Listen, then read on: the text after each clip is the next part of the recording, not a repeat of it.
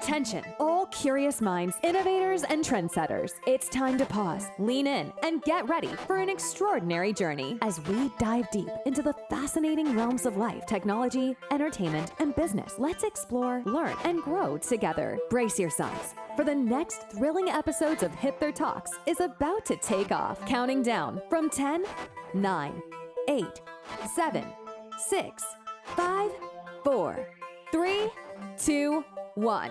And here we go.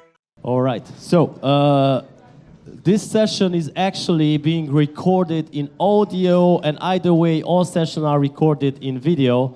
But this is special because this is actually a podcast recording. We are going to air next week. Artur did not know that. It's going to be on the Hipther Talks next week. So, Artur, we're going to play it out for our listeners on Spotify and Apple Music and everywhere. Like, let's do it right. I'm going to do it like we always do. So, we are recording this session, Artur, by the way. If you have any question, just let me know, all right? Once we hit the recording button, we start. And if you have any questions or replies that did not come out correctly, just say it, okay? All right, so 5, 4, 3, 2, 1, go. All right, welcome to Prague Gaming and Tech Summit and Hipther Talks, episode 14, which is recorded live in Prague right now. So I have here with me Artur Ashyrov, CTO at GR8 Tech. Artur, it's nice to have you here. Thanks for having me here. Nice to see all of you guys. And let's talk about... I think you need to call it closer. Let's talk about technology. All right, let's talk about technology. We don't want to spend much time on gibberish talk about compliance. So, Artur, can you share how your journey from working on outsourcing projects to leading platform development across several industries has shaped your approach to technology and leadership? Well, I have background not only in outsourcing projects, so I've started my career as my first job was I worked actually as a courier in doing deliveries for earning some money for summer as a student, and then during some lunch I've met some guys from IT team of that company. We had a talk, they liked me, and they figured out that I know some things about computer science. So they proposed me to do some tasks for them, and then 2 weeks after, I had actually a real job. So I've started, that's how I started my IT career. Then I really figured out that I need to sharpen my hard skills, and the best way to do that is actually to go to outsourcing company. I think that outsourcing company are great when it comes to practicing in some very specific areas in environment with very mature processes and stuff. And then at some point I figured out that I've started to mention that my stakeholders are not that interested in my hard skills, but they're more interested in the ability of solving problems. Soft skills. Yeah, soft skills. So after that, I've joined some iGaming company, and there was an event which I think was a turning point for kind of what shaped me as a leader, as a tech leader, and it was actually a crisis. I call it a red wedding. So when the shareholders decided to let go the whole team under my supervision, so that was tough times, but I mean that was a good opportunity to take decisions, be empathic to the team. So I found actually other company who was willing to onboard us, and with a team of 7, I think it was 7 of us. So I've made some commitments to the shareholders to implement kind of the platform part for them in just 1 year, and we made it. And that platform actually increased year-to-year revenue of the company back in the days for 30%. So I think, the crisis situations really shaped me as kind of leadership skills. Like a diamond, right? All right. Exactly. Okay, so what key lessons have you learned from fostering growth and innovation within this technical team? Well, for me as a kind of engineering manager or manager leader, I think that the main takeaway would be that to provide environment for engineers which actually encourages them to do what they are best in, and for engineers it's solving the problems. So it is tempting to consider your engineers just as working force, especially if you're more kind of operational kind of guy. But still, the best things I think happening when you actually include the engineers to the full cycle of problem solving. So, for example, to pre-sale things, to meet with product managers, with clients, with maybe other teams from operator side, and so on and so forth. Otherwise, they don't know what the hell you're talking about, right? Yeah, and then they tell everyone that you're stupid because your task sucks and stuff like that. All right, so let's also touch base on AI because we have to. All right, so my question is about how do you see generative AI and other emerging technologies transforming the role of engineers, which are maybe in danger or not, and of course developers in the tech industry and particularly within great tech? Well, that's a pretty interesting question. So first of all, that's interesting because sometimes, in our industry, like developers or coders are being put equal to the engineers, and I think it's not always the case. So, engineer is a kind of his focus on problem solving and to create new knowledge and to create new technologies, enable some new opportunities, and so on and so forth. What we can see now is actually that, for example, generative AI creates a huge inflation on the hard skills itself. So, for example, like there was a funny case, we have kind of weekly management call in Great Tech, and I was a little bit angry about the fact that some of my peers were always late. So I've decided to implement this kind of calculator, which just, calculates like second by second. It just ticks how much money was, wasted while we were waiting for other guys. And I was able to do it in like 5 minutes using ChatGPT. But looking in my own kind of career experience, I would be paid for this code like, I don't know, hundreds of dollars back in the days. So it's kind of another simple example would be like generating some, graphic assets. I know that, it's not always good. For example, these cases when some gaming companies started to generate their assets totally by using generative AI. But still, at some, in some processes, you can just totally automate stuff now. So it's kind of inflates the hard skills, but I don't think that generative AI, at the moment at least, is capable enough to create new knowledge. Yeah, exactly, because given the fact that we have generative AI, you still need to know how to prompt that thing. Exactly. That's why engineers, developers will not be replaced, because they know how to do that. They have that in their mind. Just an average Joe just opens ChatGPT up. He just gives the prompt, but that's it.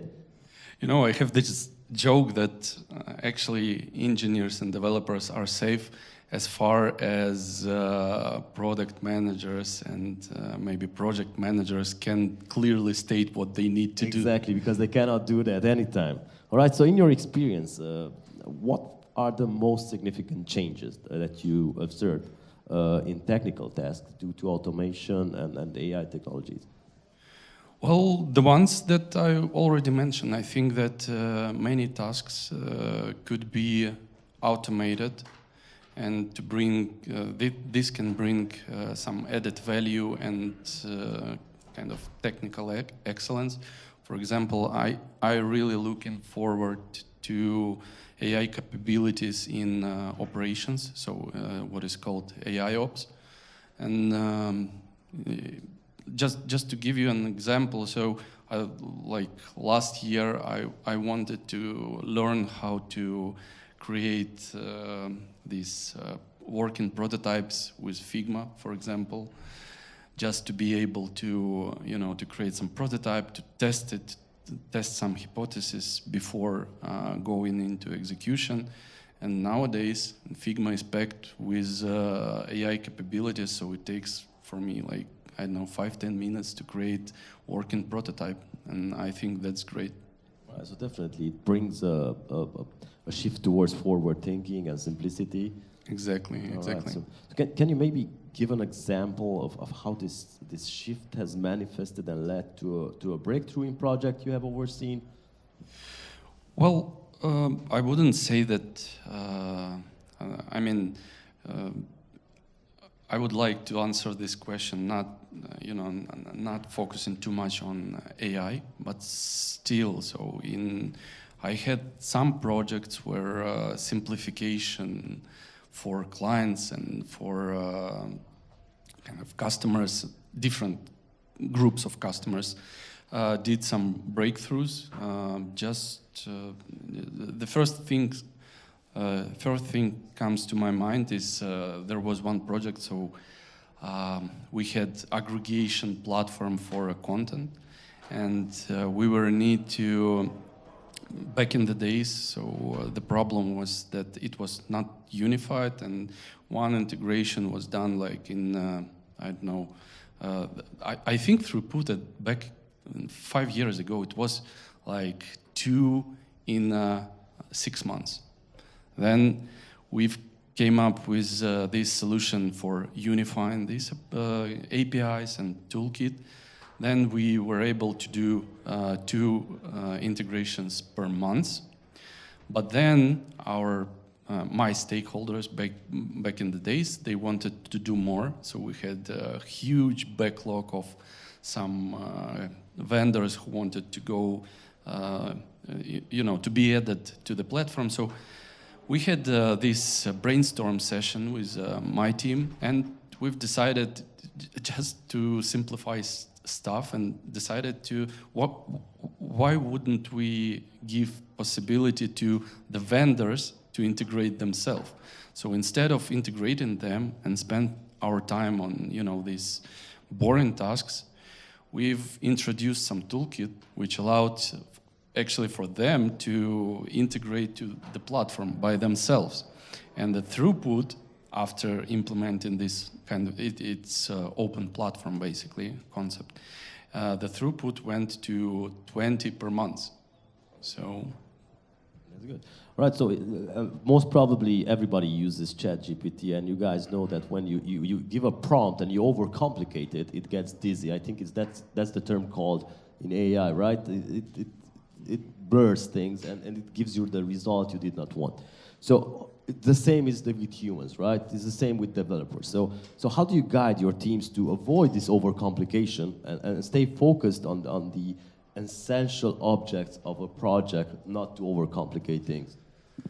What I do is actually like the essential skill for any engineer is to actually correctly identify the problem to solve. So what I do is actually I always, when I see that, it start to dribble, the team start to, do something different or not important, I just always this question, so what problem are we trying to solve?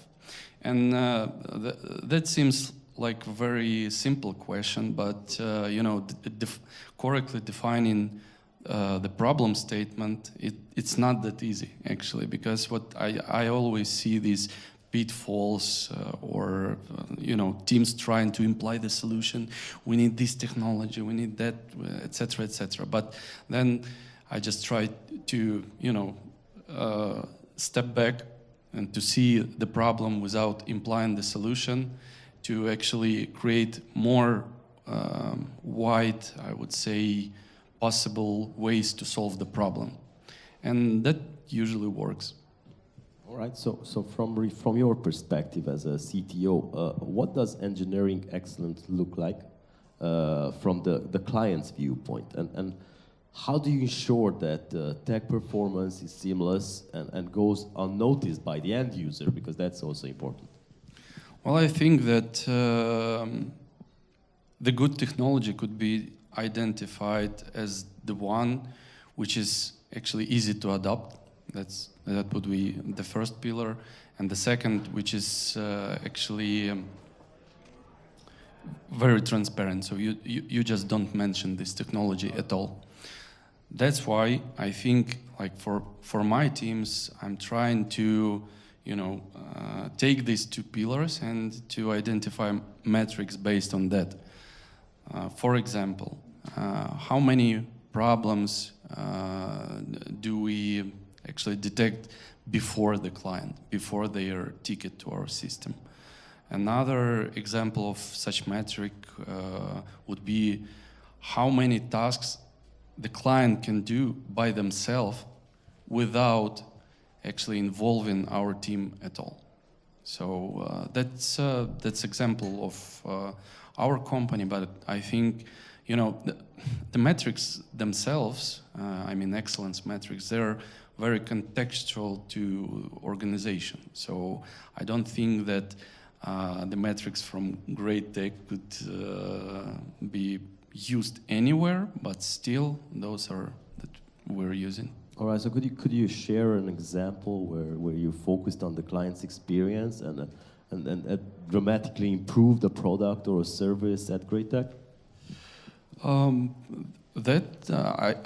think that example that I already mentioned regarding open platform for integration, that could be considered as a simplification for the client, because the client is not only operator. So if you think about it, there are different kind of groups of clients. It's not always the businessman, business-oriented people. Sometimes the clients are, for example, a tech team, developers, or some external team. And I think that example. So what we did we provided a lot of toolkit that allowed them to self-test their integration, and I think that went well. So we can definitely say that there's a rapid technological advancement now, which we are living and feeling it every day. So even our coffee machines are now smarter.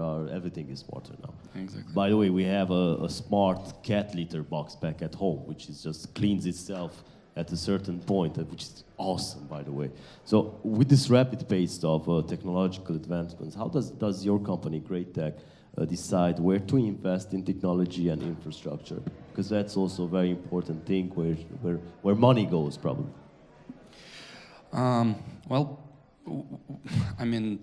It would be a lie to say that we're super proficient in that, because we're always we're always evolving there. But at this point, I'm trying to be very holistic in deciding what technology to invest to. So what I personally use is, for example, knowledge about that any technology is kind of evolves as there is this law called S-curve.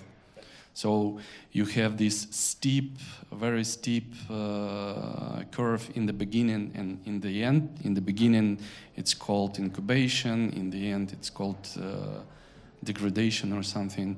And then you have this exponential growth. And I think that the best way to identify where to invest would be to actually to detect those degradation parts, right? Degradation, yeah. For example, No, there will be too much hate if I provide examples. But for example, that's You good. can provide it. If the company is here, they just learn from it. Well, for example, I think that if you haven't yet invested in blockchain, there is no reason to do so at this point, because it's on that high level of it starts to steep out. And for example, in case of generative AI, now it's just the best time to invest to it. So you heard it. Anybody interested in generative AI? So how do you balance the need for immediate solutions with investment in long-term and scalable technology infrastructure? We use kind of hybrid approach. So we partner with companies who can give us some, quick wins boost. For example, we're strategic partners with AWS, and we take usually what we do when we want to, do this huge leap in technologies, we just go to our partners and take existing solution, but we have a rule in the company that when we kind of implement this solution, responsible engineer should come up with a long-term solution as well. Just exact plan how to reduce the vendor log in case if this kind of quick solution works well. So. All right, so you played a crucial role in establishing the engineering mindset at Great Tech, which is, by the way, great as your company. We're not just saying that because they are sponsoring the banner, because we select these guys. So the sponsors who are here are not just like taken because of their money. We care for them. We like their companies. That's why we had them last year when we had your CEO. I had a great talk with him.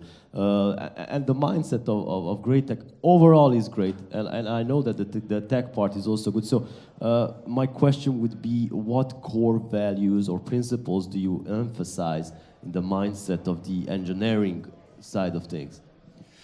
I would say that the most important thing for me is growth mindset. So I personally, I don't like to work with kind of engineers who are, telling me that there is no way to solve some problem. We don't have expertise and so on and so forth. So I prefer to work with engineers with this growth mindset. Then we really encourage the leadership kind of principles on all levels. Taking ownership, it's very important. And the other thing that I would highlight is the ability to work in uncertain conditions. That's a very important skill, I think. It's also considered, I think it's a soft skill as well. In the next room, there will be talks about this mind hack, about how to develop your soft skills. It's very good. It's going to be at 2:13, so you must see that one as well. So to our listeners and our viewers watching, listening to this podcast, and everybody who's here, Great Tech also has a tech academy. Maybe you would like to apply. Just look them up online. So it seems to be a pivotal part of your strategy for growing the engineering team, which is great. And how do you measure the success of this initiative? And what impact has it had on the company's culture and capabilities? Most probably, you don't have somebody from HR here to just like say. Well, indeed, we have some boring HR metrics, like the retention rate and stuff like that. But for me, the great indication of Great Tech Academy success was that during some crisis situations, I think we've let go like few percents of our interns from academy, and we during the full-scale invasion back in 2022. So we've actually managed to finish our Great Tech Academy even in those situations, and those interns are still with us. That's good. So let's also look ahead and talk about emerging trends or technologies. Do you believe will? I just want to know what are these trends and technologies you believe will have the most significant impact on great tech and the tech industry in a whole? I'm interested.